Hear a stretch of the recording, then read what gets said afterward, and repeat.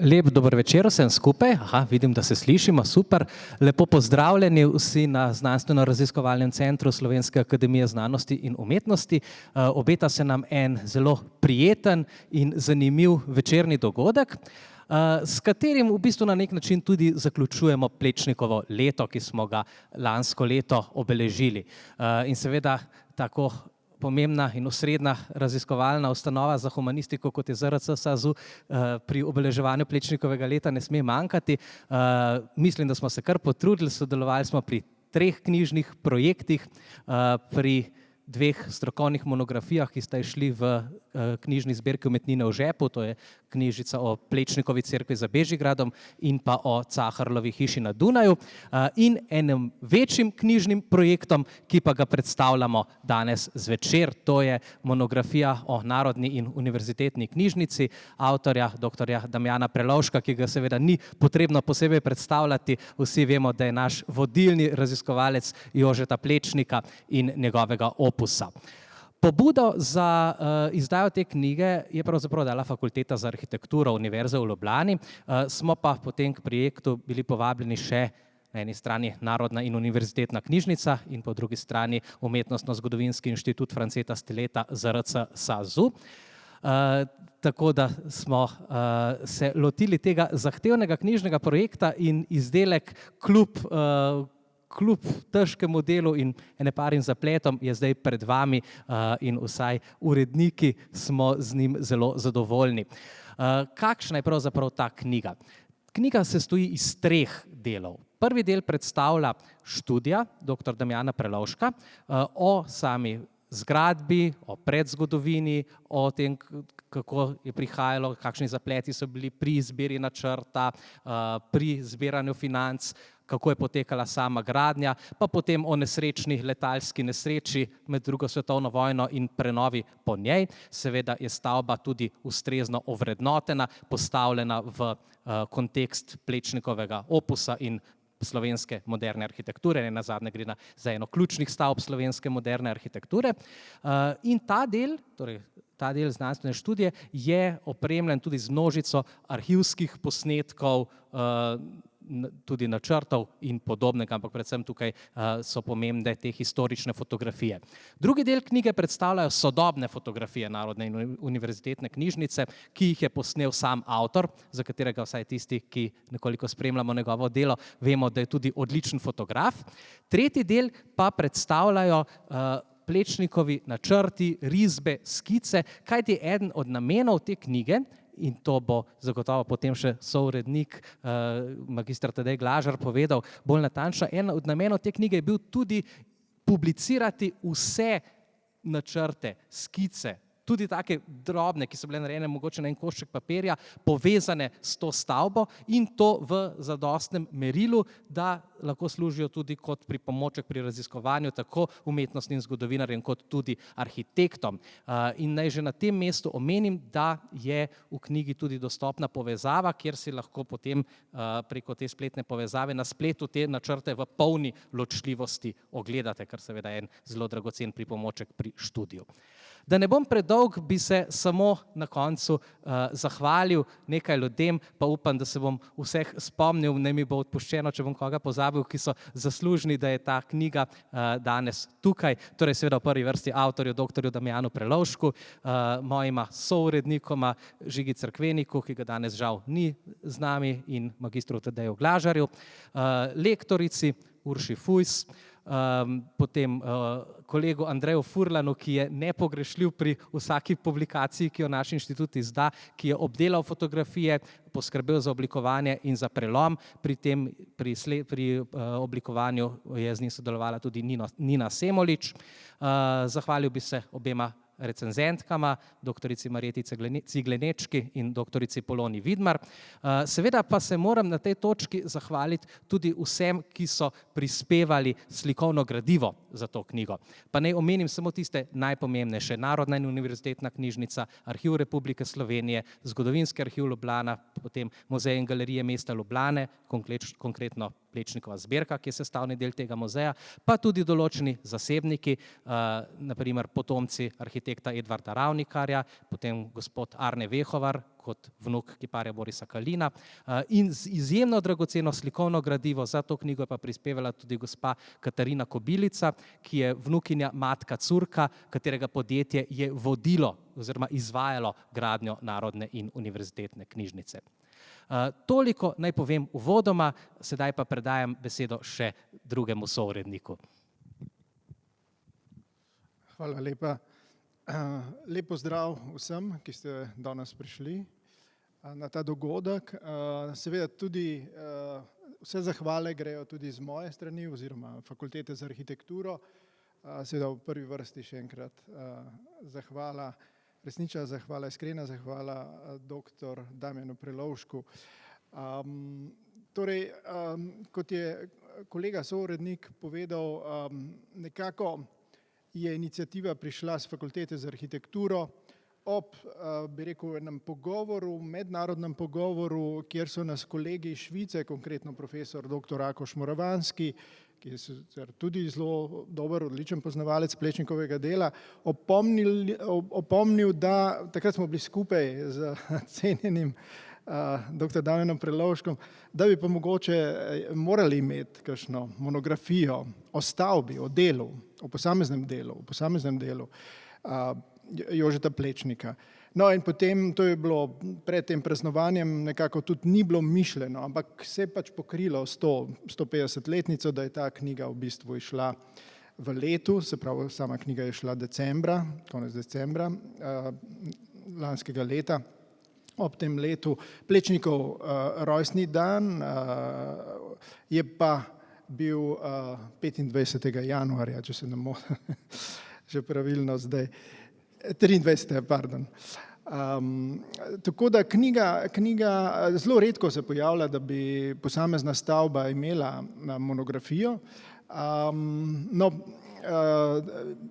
Univerzitetna knjižnica, tako je pač delo v začetku bilo poimenovano, šele kasneje je dobila dodatek oziroma Narodna in univerzitetna knjižnica, je v bistvu po mojem mnenju in po mnenju seveda drugih strokovnjakov najbolj reprezentativna stavba recimo Slovenije, oziroma če lahko vsaj rečemo 20. stoletja, če ne tudi širše. Ona ima večplastni pomen, o teh plasteh ne bi govorili.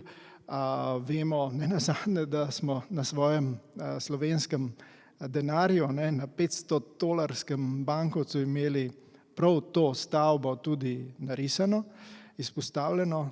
Še enkrat mogoče za informacijo, samo 3 narodi v Evropi so dali svoje arhitekte in eno njihovo delo na bankovce, se pravi Švica, Finska in pa Slovenija. To so vsi veliki, bi rekel, arhitekti svetovnega merila, ne samo evropskega, ki si to zaslužijo. Tako da jaz mislim, da je več kot upravičeno, da smo izbrali to stavbo. Jaz, če dovolite, bi samo še 2 stvari povedal. Želimo si nadaljnje sodelovanje, zahvala obema soizdajateljema, se pravi Slovenski akademiji znanosti in umetnosti, Znanstveno-raziskovalnemu centru in pa seveda Narodni univerzitetni knjižnici. Želimo si, da bi vsaj za 20. stoletje uspeli izdati 10 monografij. Tukaj bo zagotovo še kakšna knjiga o Plečniku, ker smo z dr. Damjanom Prelovškom imeli tudi eno diskusijo o tem, ali je to res tista najbolj pomembna stavba iz Plečnikovega opusa ali ne. Nenazadnje seveda še vrsto drugih avtorjev, arhitektov, ki vsekakor s svojimi deli oziroma to njihovo delo zasluži tako izpostavljeno mesto. Drugo, kot je omenil že kolega sourednik, bi rad izpostavil, da se je tukaj kljub temu, dr. Damjan Prelovšek je izvrsten, verjetno vrhunski, najboljši, če smem to reči, plečnikolog v Sloveniji in tudi širše, je, kaj sem hotel povedati, skratka, je vrsto stvari v tej monografiji prvič prikazano. Dr. Damjan Prelovšek je naredil vrsto monografij, ki jih poznamo, vrsto del, tudi to žepno knjigo o tej isti stavbi, pa vendar se je tukaj tudi pojavilo par stvari. Ena od teh zadev je pravzaprav ta arhiv Edvarda Ravnikarja, arhitekta, ki je skrival skice, delno tudi načrte oziroma porisane načrte, kot je dešifriral avtor, tako Plečnika kot tudi Ravnikarja. Namreč Ravnikar je deloval nekaj let pri tem projektu, ne, in zaradi te nesrečne okoliščine, če lahko samo še to potem omnehu, ne, namreč arhitekturni atelje za izvedbo Narodne univerzitetne knjižnice je bil v Mestnem muzeju, ker je delo izjemno obsežno. Drugače je se več ali manj vso delo, ki ga vidimo v Ljubljani in širše, izvajalo na fakulteti za arhitekturo, v njegovem kabinetu, gre za manjši prostor, ali pa v seminarju, kjer so bili študentje. No in v določenem trenutku sta Ravnikar in Plečnik na nek način prekinila delovanje na gradnji Narodne univerzitetne knjižnice in je Ravnikar v tistem svojem zanosu in besu pograbil vse, kar je bilo na tisti mizi.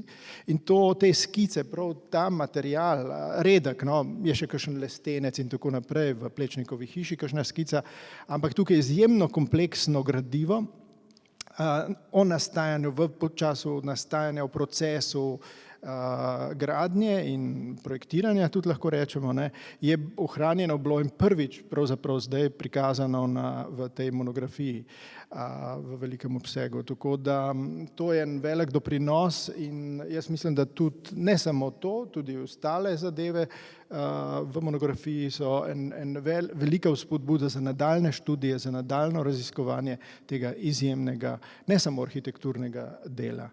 Tako da toliko z moje strani, pa bi predal besedo dr. Damjanu Prelovšku. Lep pozdrav vsem. Jaz pravzaprav, večkrat je bilo povedano, kdo je vse sodeloval pri tej stvari. Zato mislim, jaz sem iskreno vsem, ki so bili omenjeni, zahvaljujem.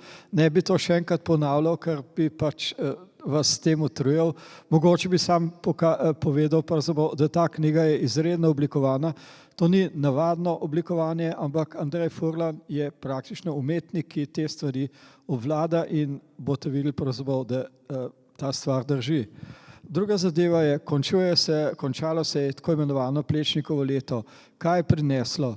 Prineslo ni praktično ničesar, ker enostavno so bile razstave, ki nimajo ne kataloga, na teh razstavah ni bilo predstavljeno ničesar od praktično nobenih predmetov originalnih, nekaj načrtov smo lahko videli in to je bilo praktično vse.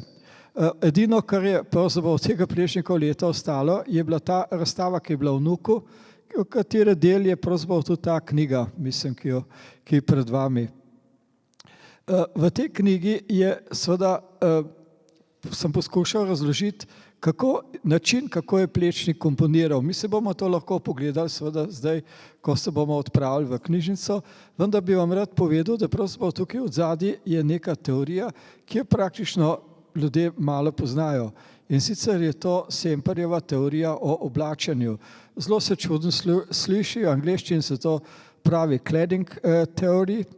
Kdo je bil Gottfried Semper? Gottfried Semper je bil nemški arhitekt, ki je pač, vi ga poznate verjetno po tem, kar je zgradil na Dunaju, Burgtheater, muzeji, ki so pač na trgu cesarice Marije Terezije in še vrsto drugih stvari. On je bil profesor tudi na ETH v Zürichu in Plečnik pravzaprav je bil vse življenje prepričan, da je Švicar, čeprav je bil pač Semper nemški arhitekt. On se je udeležil pravzaprav nemirov, ki so bili leta 1848 v Dresdnu in je zato moral bežati v Anglijo. Tam je imel v Londonu leta 1851 priložnost, da je sodeloval pri tej veliki svetovni razstavi v Paxtonovi kristalni palači in tam je imel pred seboj pravzaprav izdelke, umetno obrt vsega sveta. Na podlagi tega je nastala njegova teorija. Namreč moramo vedeti, da sredi stoletja se v znanosti se pojavljajo možnosti, da bi neke sistematizacije.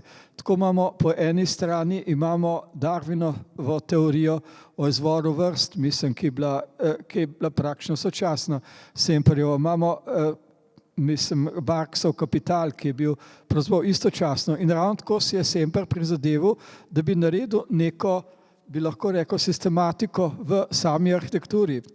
Vse to izhaja, on je to gradil na umetni obrti. Zato je umetna obrt izredno pomembna, osnovna za Plečnika.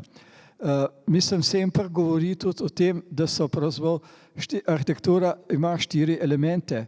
Podstavek, ognjišče, potem ovoj, to so stene, in pa streho.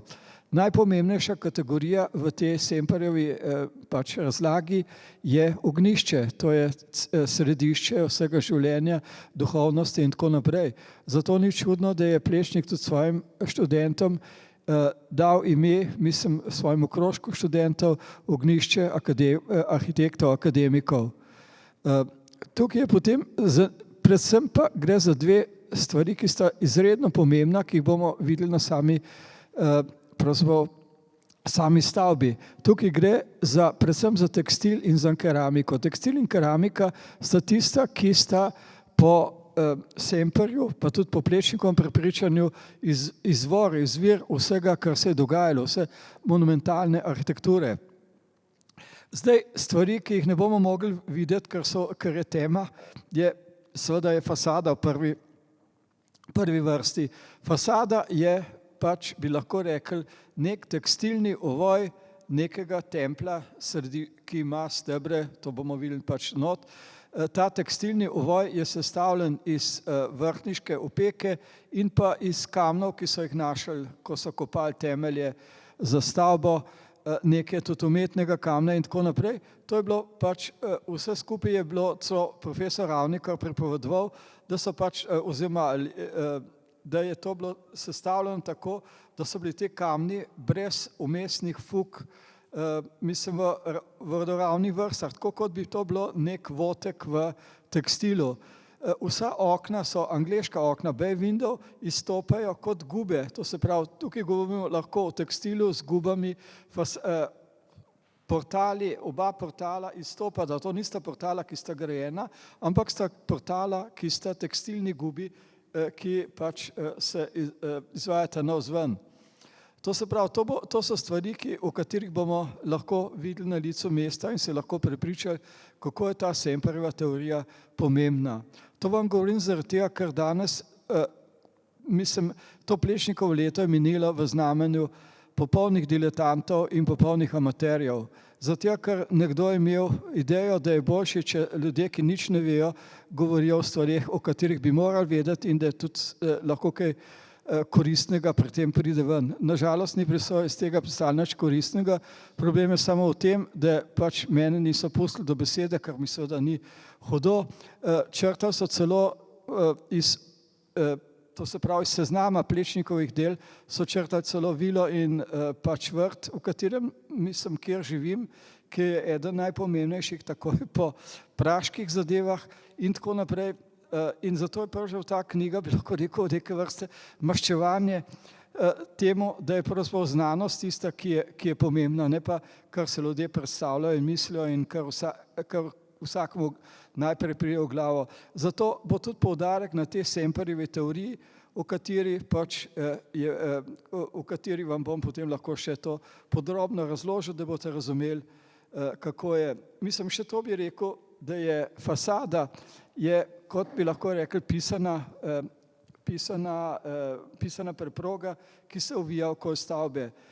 Plečnik je svojemu asistentu Janezu Valentinčiču o tem govoril, da je pravzaprav tukaj gre za mešanico kamna in opeke, kar je značilno za naše kraške hiše. To se pravi, tukaj je nekaj, kar je izrazito, bi lahko rekli, slovenskega v tej stavbi.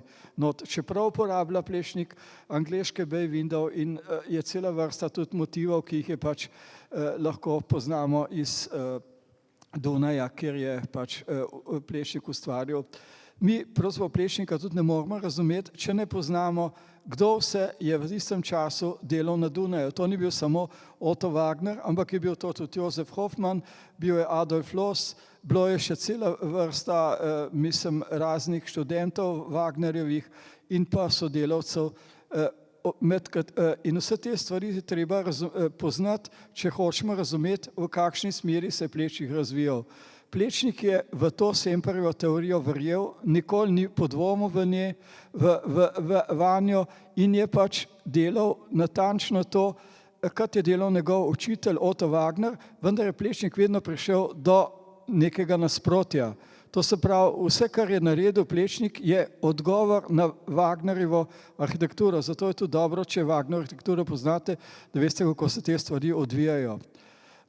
Kot rečeno, da ne bom predolg, Univerzitetna knjižnica je gotovo en najpomembnejših izdelkov Plečnikovih, v katerem je Plečnik tudi natančno vedel, da mogoče knjižnice ne bodo take v prihodnosti, kot se mi predstavljamo, ampak kljub temu bo Ljubljana ohranila neko pomembno stavbo, ki bo lahko tudi za druge prilike.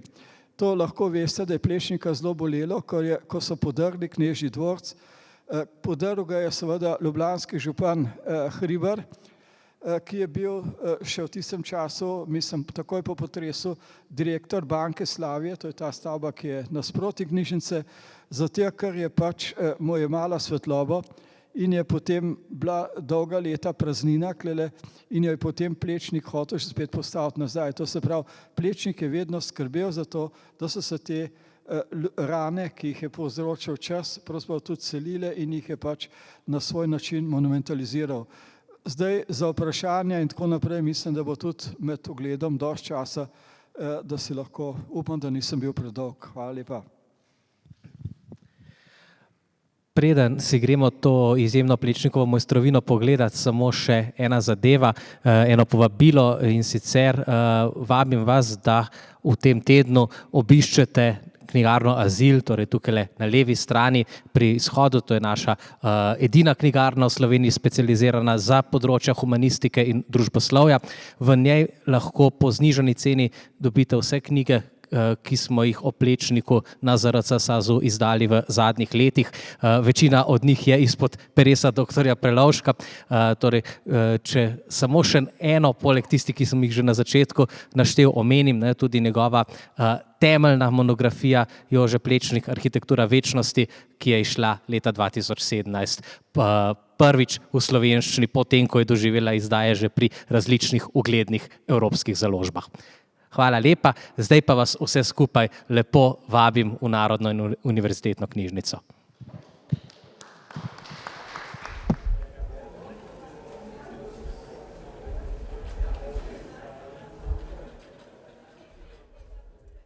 Nad vrati, vidite gor, tukaj bi vas opozoril še na tale vogalni kamen, ki je gor, ki je zelo verjetno od stare stavbe, da so ga pač ker ko so to kopali, so bili temelji zelo trdi in je bilo veliko dela, tako se pravi, da je mogel Curk se je tukaj zakalkuliral in je mogel prositi za dodaten denar, ker je bilo zelo težko te temelje spraviti. Druga zanimivost, ki je mogoče, so te vaze, ki so nad vhodom. To so etruščanske vaze. Plečnik je bil prepričan, da mi izhajamo od Etruščanov, da so to naši daljni predniki.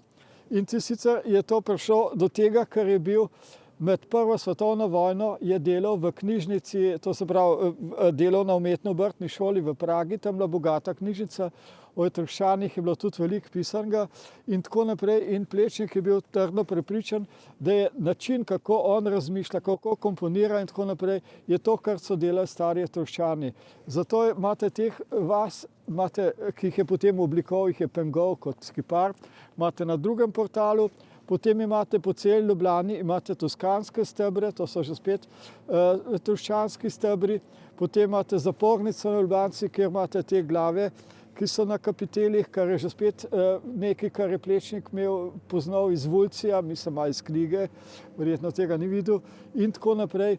Imate ta steber Šentjakobski, ki je že spet, mislim, kaže na to, na ta toskanski, etruščanski izvor njegovih stvari. To se pravi, knjižnica je bila prvotno mišljena za 1 milijon knjig, ampak zelo hitro se je to potem spremenilo, tako da so potem, ker spodnji nastropja, vidite, so drugačna, ker je bilo predvideno, da bi bilo tukaj bili univerzitetni seminarji not.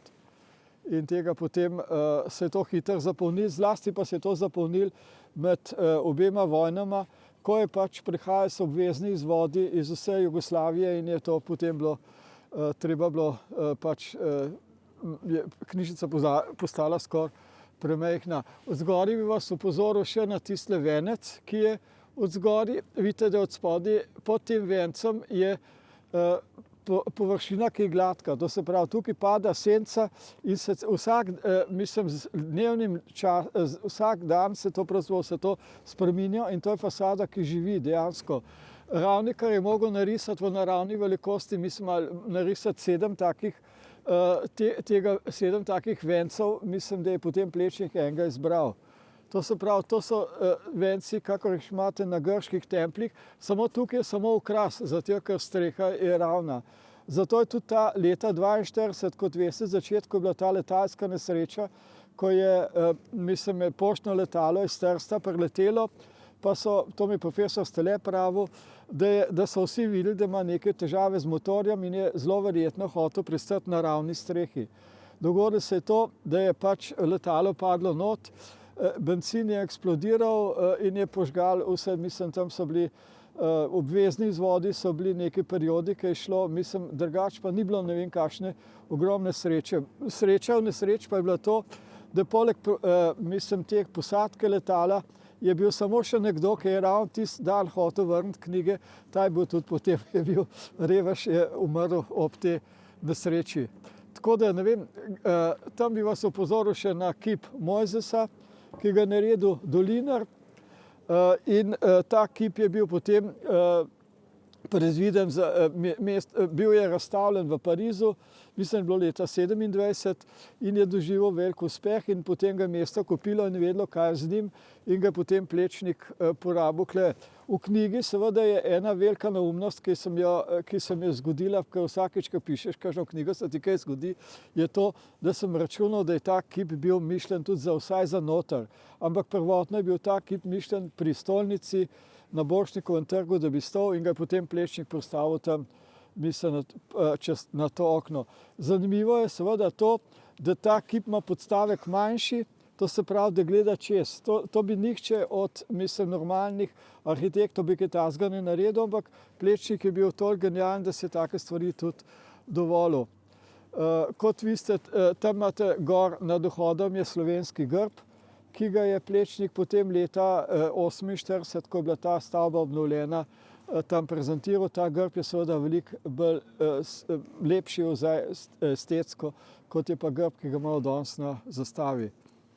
Tam, kjer imate še tale plakat, je Plečnik prvotno naredil okno z balustri iz umetnega kamna.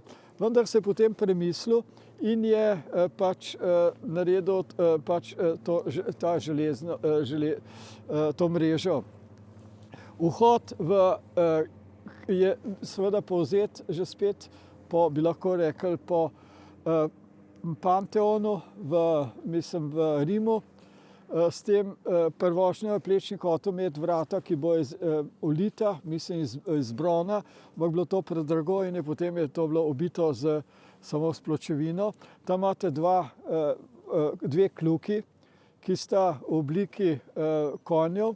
Prvotno je Plečnik narisal kljuki z 2 psoma, kakršna je bila kljuka, ki ni več ohranjena v vili na Bledu. Medtem ko tukaj bi lahko rekli, da je zanimivo je to, da te 2 konjski glavi lahko predstavljata tudi neko pesem, mislim, Moj očka ima konjička 2 in tako naprej. To gre in tukaj je tudi Plečnik vedno v svoje stvari tudi vpletal not razne, mislim, tudi folklorne zadeve. Zato bi nas to ne presenetilo, če je pač Plečnik imel to stvar v mislih. Kot veste, bil Plečnik rojen tamle 100 metrov naprej in na danes tam ni več, mislim. Ampak zanimivo pa je to, da je bil Plečnik rojen točno na ostankih starokrščanske bazilike, za katero nikoli ni vedel. Šele ko je potem arhitekt Ravnikar to podrl, ko so Ferrantov vrt delali, se je izkazalo, da je bil Plečnik pravzaprav rojen na starokrščanski baziliki. Toliko zaenkrat, mogoče gremo naprej. Če imate kakršnokoli vprašanje, povejte, prosim. Gospod profesor, mene zanima, kaj je bilo pred gradnjo na tem prostoru. Tle je bila, tle je stal, knežji dvorec iz 17. stoletja, Auerspergov, ki so ga potem, kot rečeno, bil je delno poškodovan, ne pa hudo, ampak predvsem je pa dosegel, hriber, da se je podrla ta stavba, zato da je imel več svetlobe. Potem je bila pa ta stavba dolg časa je bila prazna in so leta 12 je potem arhitekt Vancaš, ki je bil Hrvat, ki je delal v Bosni, je naredil načrt za deželne urade. To bi bilo, stavba, ki bi šla naprej do konca, tam še čez ostanke rimskega zidu. Na srečo potem tega niso zgradili. Plečnik je videl prvič, da bi bila da bi stala knjižnica skupaj z celo univerzo v Tivoliju, vendar, ker ni bilo državnega denarja, se to potem ni uresničili in so potem predvideli, da bi na tem koncu lahko se naredili še nekaj stavb naprej, da se pravi univerzitetnik. To je tudi smisel te palače. Tako da to se je začelo 36. leta, so začeli kopati te temelje, potem, ko je Plečnik naredil že prej razne druge načrte za to stavbo. Mogoče gremo naprej, pa še kaj povemo not. Tukaj je treba seveda pohvaliti tudi upravo knjižnice, predvsem gospoda direktorja, ki tudi skrbi za to.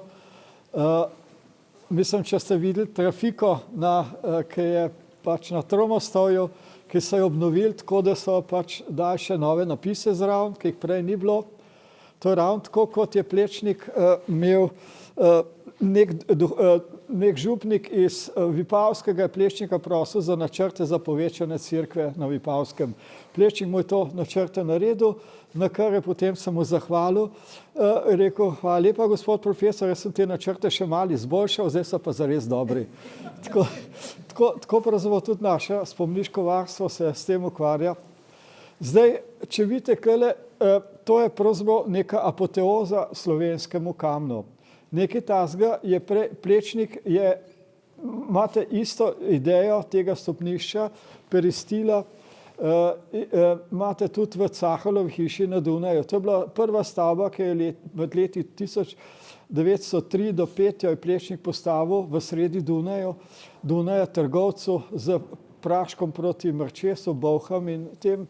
Takrat je bila namreč avstrijska vojska, Avstro-Ogrska je potrebovala veliko tega praška, tako da je ta človek obogatel in je bil tudi Plečnikov velik prijatelj. Ta stvar je seveda funkcionirala do iznajdbe DDT-ja. Ko je, Cahar je Plečnika spravil tudi pravzaprav on je bil, začetka je bil, ni bil cerkven človek, pozneje pa je postal zelo blizu cerkve in je Plečnika spravil v krog teh najbolj naprednih, bi lahko rekli, dunajskih teologov, tako da je Plečnik v tem sodeloval. Zato bi vas samo opozoril, da je pravzaprav tukaj je Plečnik lahko to idejo v Caharlovi hiši, kjer ni imel dovolj prostora, je potem lahko razširil v monumentalnost. Ko so dali to stavbo oceniti, ker je enostavno, Vurnik je rekel, da stavba ni praktična in tako naprej, k temu ga je spodbudil Izidor Cankar, ker se s Plečnikom skregal, ker Plečnik mu je zameril to, da je izstopil iz duhovniškega stanu. Poleg tega mu Plečnik ni mogel ustreči, ker je Izidor Cankar rabil neko vilo za družinsko, on je pa še vedno Plečnik pa naredil vilo za samca. Poleg tega mu Plečnik ni naredil narodne, to se pravi moderne galerije, kar je pač Isidor Cankar pričakoval. Zato, ker je Plečnik rekel, za tistih 10 slik, ki jih imamo Slovenci, zadostuje tudi manjša stavba in tukaj je potem delal to Ravnikar naprej, je prevzel to in tukaj so se potem razšla ravno pri tem problemu, ker je prevzel Plečnikovo to naročilo Ravnikar. Zdaj, če lahko pogledamo, tukaj vidimo, da so te stopnice so izredno, bi lahko rekli, lahko se po njih hodi, so zelo komod. Nekaj tazga, ne boste nikjer, takih dimenzij stopnic ne najdete nikjer drugje pri nas. Izhaja pa to seveda od tega, ker je imel, to se pravi Wagner, Plečnikov učitelj, je imel neke težave s hojo in ko je bil, vedno bil starejši, bolj so stopnice bile ugodne, bolj komod za hoditi. Kar sem prej govoril o tem tekstilu, in o keramiki, ki je keramiko smo videli, so te vaze, ki so na balkonu. O tekstilu pa lahko, če ste videli na začetku, preden ste prišli not, imate take kvadrate, ki so narejeni iz kock granitnih. To pomeni, da je tukaj, kot bi bile neke majhne preproge. Potem imate tamle pokrito, ampak je predpražnik. Potem je en velik kos, ena plošča, ki je narezana kot predpražnik in potem ga ste tukaj naprej.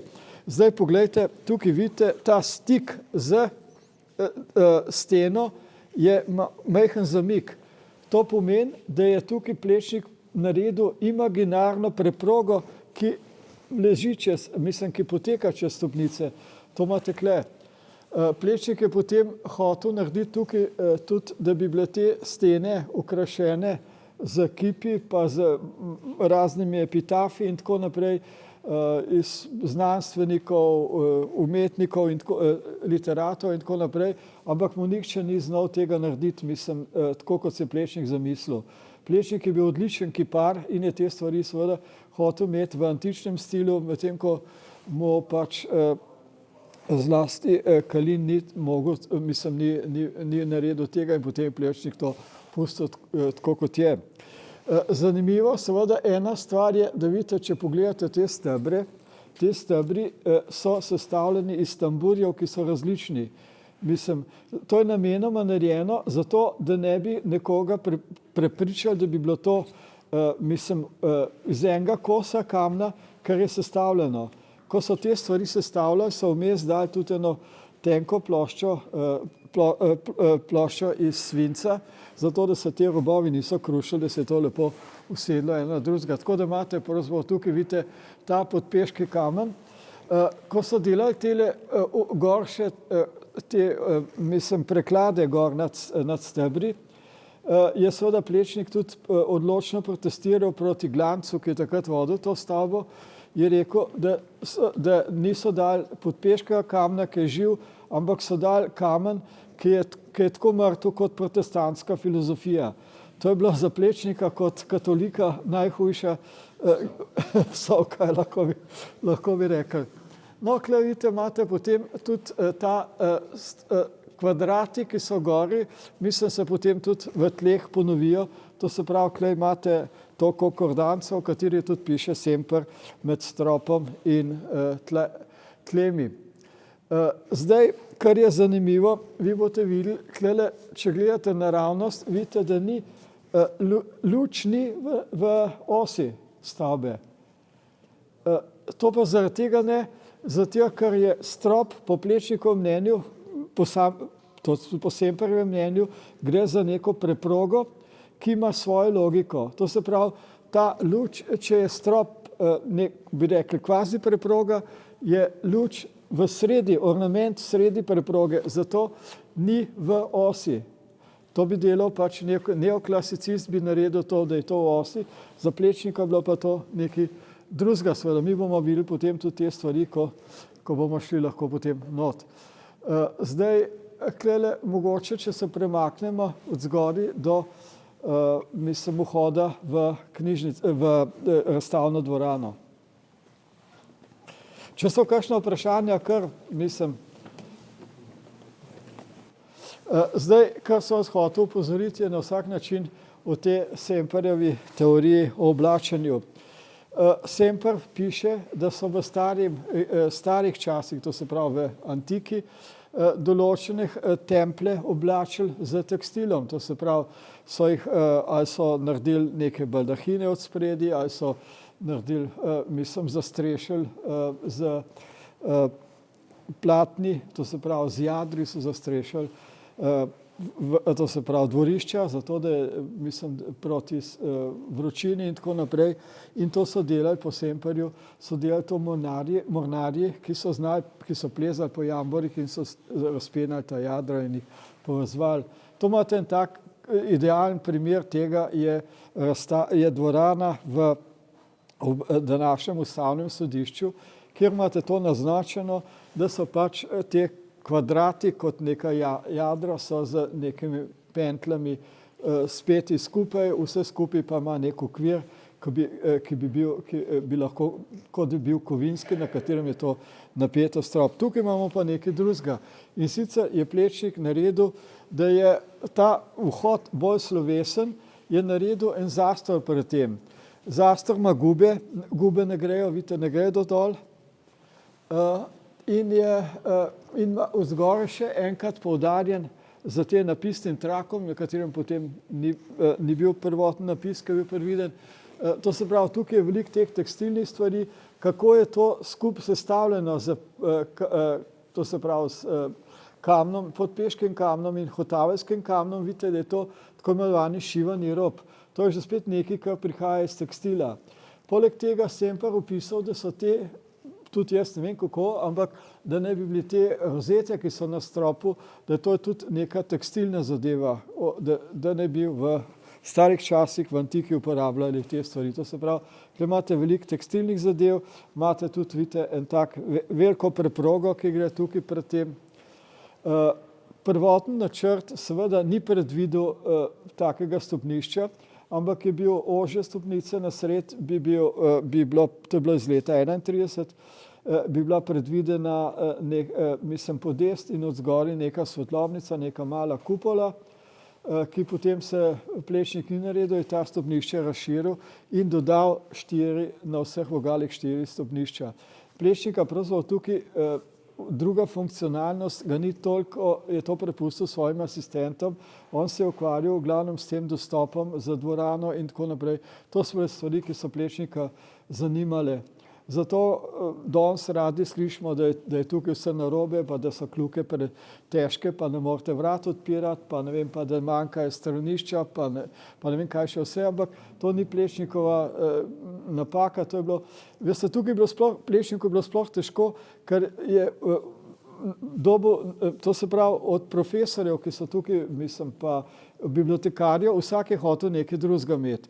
In to je bilo popolnoma nemogoče potem projektirati. Vsi so hoteli, da bi bil vhod z Vegove ceste, Plečnik ga naredil iz Knežje ulice in tako naprej.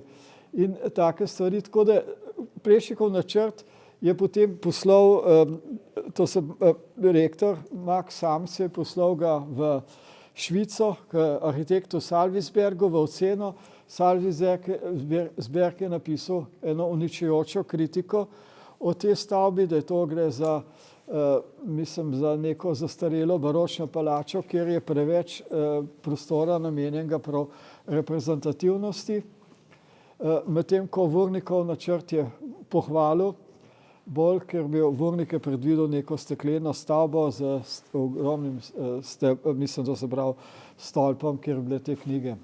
Zdaj ne vem, če bi tukaj še karkoli bilo treba povedati, ampak to so bile te izbrani vrsti kamna, s katerimi je Plečnik delal. Mi nimamo v Sloveniji nobenega kamna, ki bi bil zelo obstojen za, tudi od zunaj. Edin je, to se pravi, je pohorski tonalit. To je edin kamen, ki je dejansko trpežen, ki ga lahko uporabljamo tudi od zunaj. Tukaj vidite, da so že spet te kljuke, to je že spet bilo narejeno tik po vojni.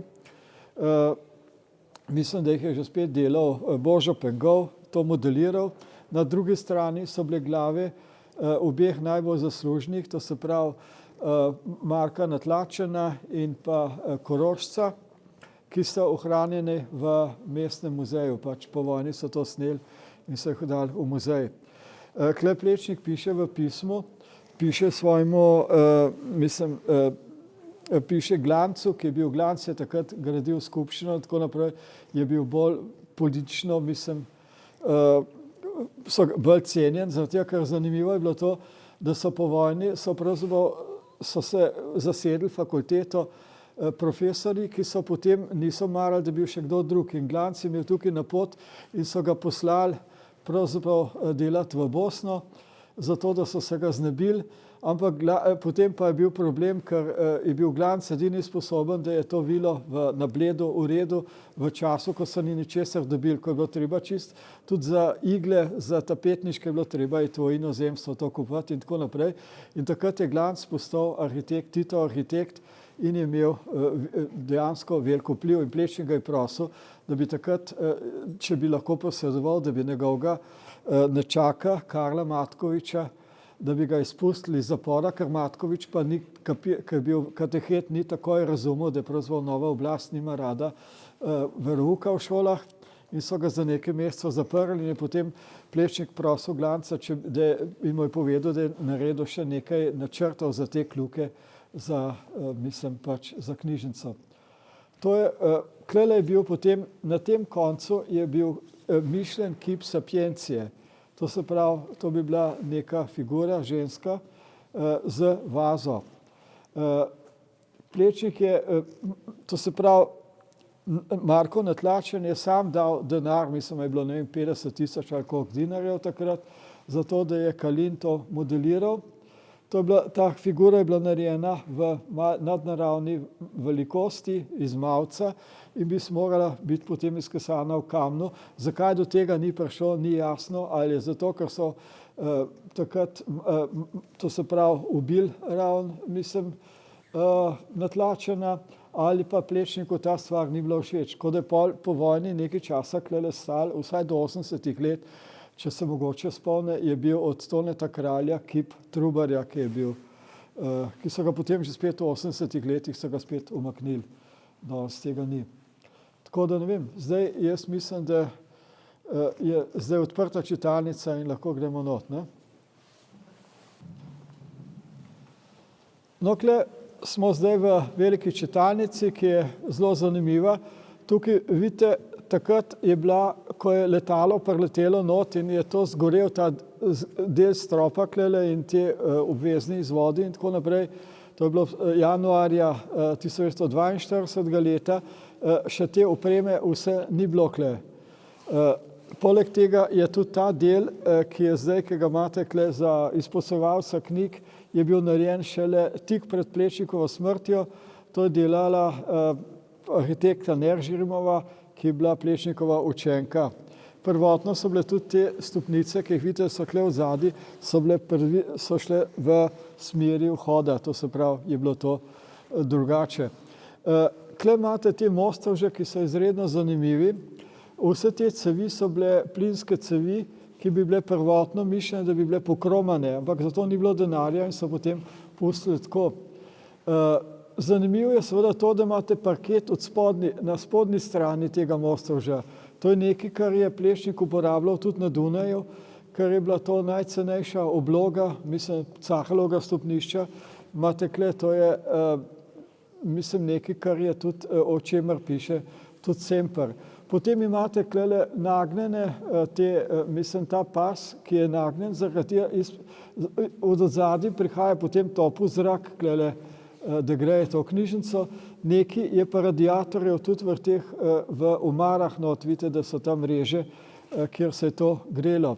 Ta strop je bil potem narejen, delno spremenjen po tej letalski nesreči in kot veste, bila knjižnica 48. leta odprta na Prešernov dan. To, da se Plečnik spremenil, tudi lestenci so drugačni.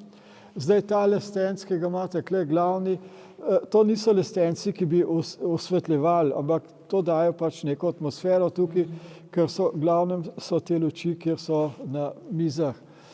Nekaj tazga imate pri nas doma, to se pravi lestenc z nekim jedrom arhitekturnim in potem temi vegetabilnimi deli, čašli. Vidite, da se to luči, se potem svetloba se odbija od teh parabolčnih zrcal in daje to neko posebno, bi lahko rekel, atmosfero.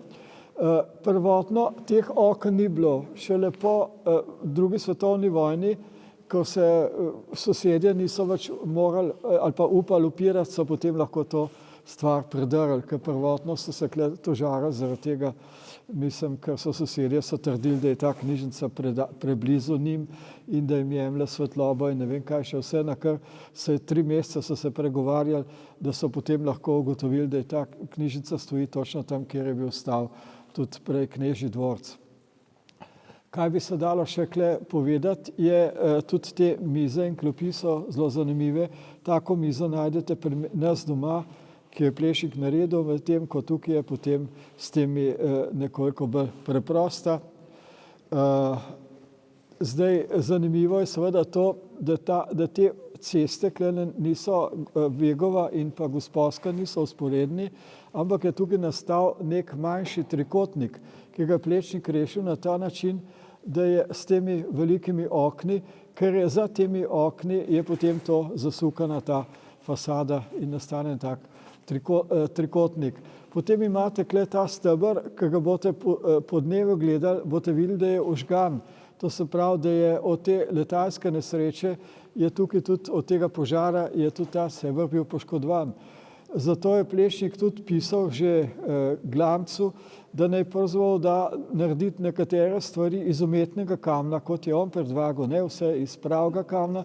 In ta, kar se je izkazalo tudi pri požaru, je ta umetni kamen je veliko boljš predstavil požar, kot pa, mislim, podpeški kamen normalen.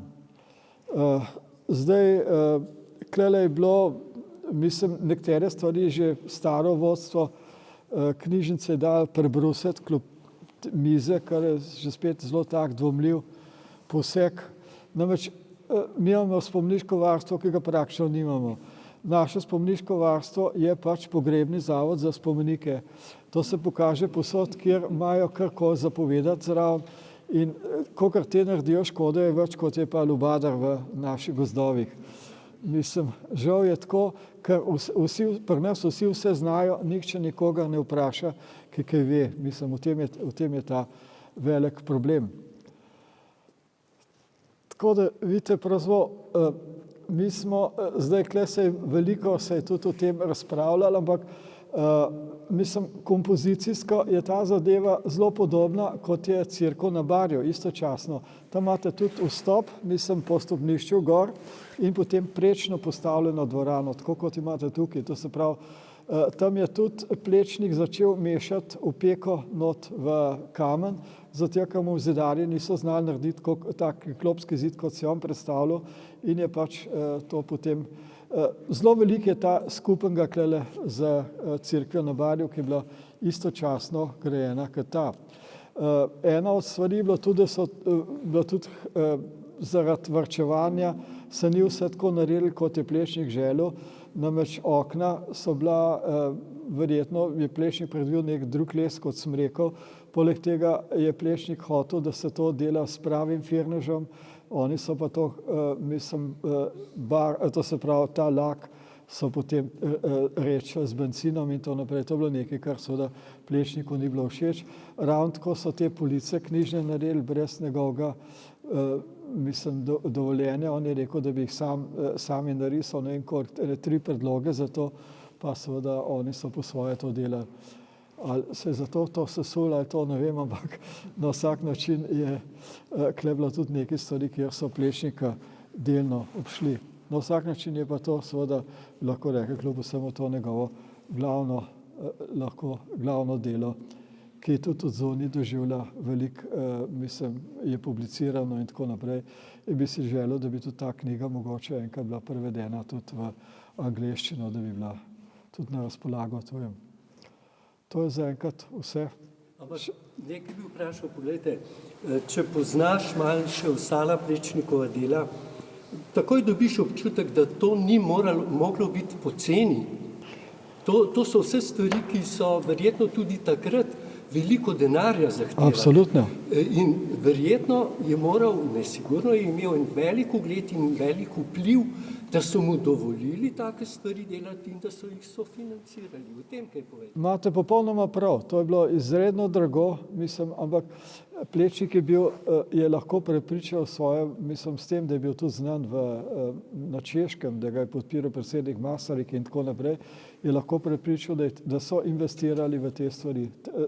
Mislim, to danes bi bilo nepredstavljivo drago, če bi se nekaj takega delalo. Ampak Plečnik, kot rečeno, on je imel pregled nad Ljubljano, on je vedel, kaj je funkcionalno in kaj je monumentalno in on se je pridržal vse te stvari, ki so bile monumentalne, se je pridržal zase, da je on to reševal, medtem ko tehnične stvari in tako naprej so delali več ali manj tudi drugi arhitekti iz njegove šole in tako naprej. Zanimiva pa je ena zadeva, ki ljudem ni popolnoma jasno, da so ta najboljši arhitekti oziroma najbolj napredni, moderni, kot je bil Ravnikar in tako naprej, izhajali iz Plečnikove šole in ne iz Vurnikove šole, ki je bila prav namenjena za vzgojo teh arhitektov, funkcionalistov in tako naprej. Ampak to so bili Plečnike svojim študentov dal ta občutek za arhitekturo, da je to nekaj pomembnega, občutek za materijale in iz tega pravzaprav tudi potem Ravnikar zrasel. Kot veste, imamo letos Ravnikarjevo leto in bomo videli, kaj bo iz tega še nastalo. Jaz vsekakor upam, da tudi iz Ravnikarjevega leta kaj zanimivega bo nastalo. Zahvalil bi se še enkrat doktorju Damjanu Prelovšku, preden pa se razidemo, bi predal besedo še ravnatelju Narodne in univerzitetne knjižnice. Hvala lepa. Jaz bi se rad najprej tudi v imenu ustanove, ki jo vodim, zahvalil doktorju Prelovšku. Naj povem, da smo izvrstno sodelovali tudi pri pripravi razstave, katere delna posledica, lahko rečemo, je tudi ta monografija. Kot je bilo že danes omenjeno, malo je ustanov, ki se lahko pohvalijo za svojo monografijo. Sam bi rekel, da je to kar naša biografija ali pa vsaj biografija zamisli, nastanka in zgodnjega življenja te ustanove. Morda bo prišel čas, ko bo treba napisati tudi nadaljevanje, kako je ta ustanova živela tudi potem, ko je po času, ki ga obravnava ta knjiga. Sam bi rad izpostavil dve stvari. Morda tisto, kar je bilo sicer že omenjeno danes, in sicer z enega drugega vidika. Plečnik se je očitno dobro zavedal, da knjižnica, ki jo gradi, lahko ne bo uporabna ali pa tako uporabna, kot je bila v tistem času, za vse večne čase. Če mi dovolite, bi prebral en citat iz vaše knjige, kjer je v bistvu Plečnikovo pismo. Plečnikovo pismo, kjer pravi, bilo je že omenjeno danes to,